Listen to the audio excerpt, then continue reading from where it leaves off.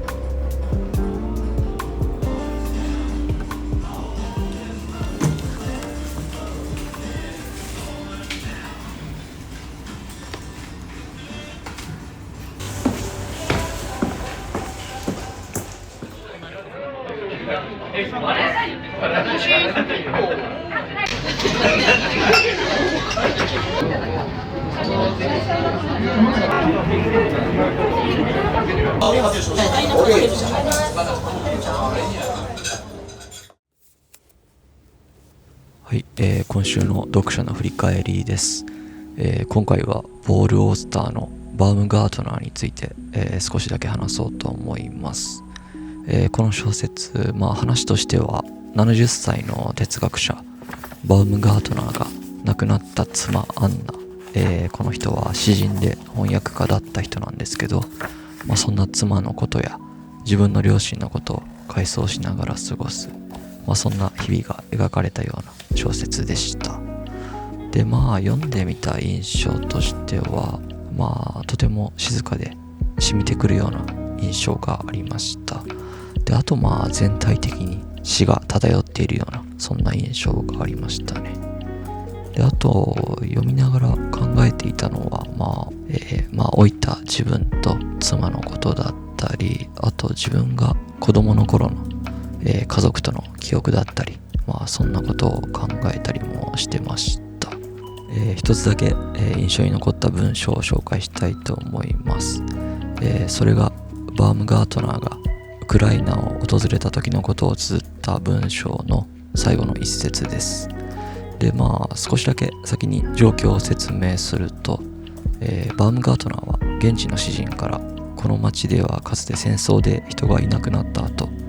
何千頭もの狼が住み着いていたっていう話を聞くんですよね。でその後、当時の記録映画を見つけて見てみたところ狼が一匹も映っていなかったっていう。でその上でこう締めくくられています。読んでみます。事実だと言われていることが真か真でないかわからないときに何を信じたらいいのか、詩人が語ってくれた話を裏付ける情報も否定する情報もない中で彼を信じることを私は選ぶ。そこにいたにせよいなかったにせよ狼たちの存在を信じることを私は選ぶという一文なんですよね。でここに何か大事なものがあるような気がしたんですよね。なんか信じることのパワーというか、何を信じるのかっていったところですかね。でここでは事実という言葉になってるんですけど、正しいとか常識とか当たり前とかっていう言われていることについても一度立ち止まって考えて自分の信じるものを持ちたいなと思ったりもしましたね。これはなんか今の自分の置かれている状況だったりコンディションも影響してるのかなっていう気もするんですけど、なんとなくそんなことを考えたりもしました。であと終盤にバウムガートナーが書いてる本、運転席の神秘っていう本があるんですけど、その説明がちょっと出てくるんですけど、これがすんなり入ってくるものではなくて、ただ興味深いものがあったので、本棚にしまう前にもう一度読もうかなと思ってます。はい、そんな感じですかね。はい、以上今週の読書の振り返りでした。今週も最後までご視聴ありがとうございました。